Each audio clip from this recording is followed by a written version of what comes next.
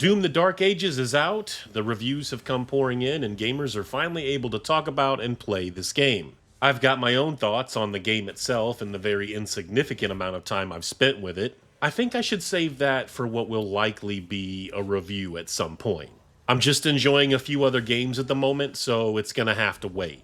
At the time of making this video, Dark Ages is not doing quite as well as some of us may have expected. I think Bethesda and id Software likely expected this game to be doing numbers that are at least on par with Eternal, and currently that just isn't the case. Everyone has their own thoughts on why this is happening. Is it the $70 price, up from $60 from the previous games? Possibly.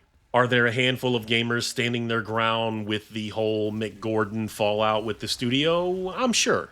I just don't think that number is as significant as others might. I wanted to believe that because Game Pass is so popular now that it was possibly a huge factor in all of this. There are many cases we can point to and say Game Pass isn't the problem, and the most recent example of that is the Oblivion Remaster.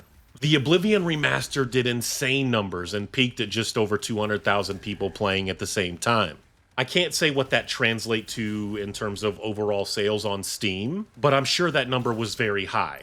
If I was guessing, a million and a half just in the first few days, I think it's very possible.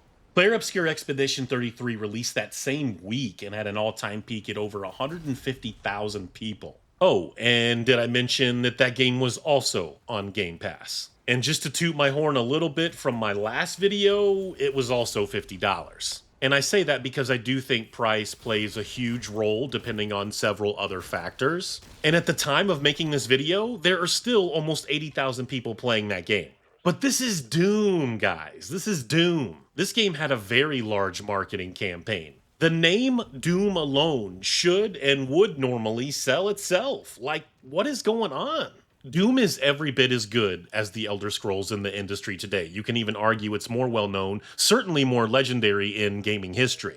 So what is the real cause? Because while I'm not saying that the game is selling extremely poor on Steam, it's definitely not in the same league out of the gate as Doom Eternal. That much we know. I believe it's partially a combination of some of those aforementioned things, but its biggest issue is the forced ray tracing. Dark Ages is a beautiful game in my opinion, even with the forced RT, but I'm not sure a game like Doom needed it. Nor do I believe that the huge Doom community on PC wanted it, and they were obviously not ready for this decision. Doom Eternal still looks incredible, and it runs like a dream. I mean, it just does. It is a top 5 most well-optimized AAA game of all time, easily. It's not even up for debate. And that's not a knock on Dark Ages. I'm not trying to knock Dark Ages at all by saying that. It doesn't personally affect me as someone with a very nice and more than capable PC. I've seen zero stuttering on this thing, no shader compilation issues, and that's just my short amount of time with it. Frame time problems, all of that stuff, nowhere to be found. It's extremely well optimized, but Dark Ages is well optimized with RT in mind first. So my understanding is that this version of id Tech has ray tracing built in right into its core. Now, I'm not a games developer, but I can't imagine that scrapping your entire vision for a separate version of the game without ray tracing, that's probably not an easy overnight job. Ray tracing is the future, and I believe it is here to stay. There's no getting around that. I think you'd have to be a fool to think otherwise. When it's well done, it can transform a game into something that we never thought possible. I think Alan Wake 2 is possibly the best example of, just being transformative. Cyberpunk is another great example. Me personally, I don't think the performance hit is often worth it just to max everything out. It's like, yeah, this looks like the best thing ever, but I really don't want to play at 35, 40 FPS just to leave it turned on. But again, ray tracing can be very transformative for a game. Using Alan Wake 2 and Cyberpunk as examples because they're some of the best ray tracing games that you can play, but also because they make those features optional. And that's where I'm at with Doom: The Dark Ages in its current form. I feel like id has unfortunately limited their potential customers on PC because many that would have bought your game don't have an RT capable card. And so many of those that do have an RT capable card, it runs games with ray tracing like absolute garbage in a lot of those cases. Just on the Steam forums alone, you can see this. There's tons of complaints. But the entire thought process, I think, spans across all of social media. Stop forcing ray tracing. Why is forced RT in a Doom game? I mean, these people are pissed. There are countless discussions on this topic, and I'm telling you, they're not happy. Some of you might say, well, hey, listen, you upgrade or you get left behind. And I can somewhat understand that point of view.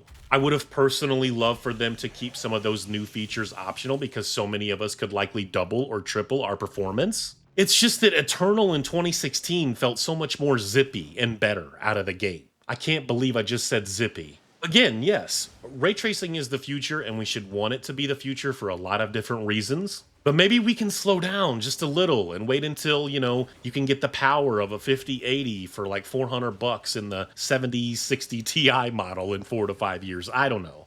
So much of what I just said right there is wishful thinking for a lot of reasons. The only thing I can say definitively right now is that many gamers will be forced to upgrade long before they usually do because of stuff like this. For those who refuse to give in because, you're standing your ground against developers or because of financial reasons, hey, I salute you. This isn't to say that Game Pass and the $70 price tag, the direction that the gameplay took and things like the music didn't have a hand in the numbers. I'm sure all of those things did.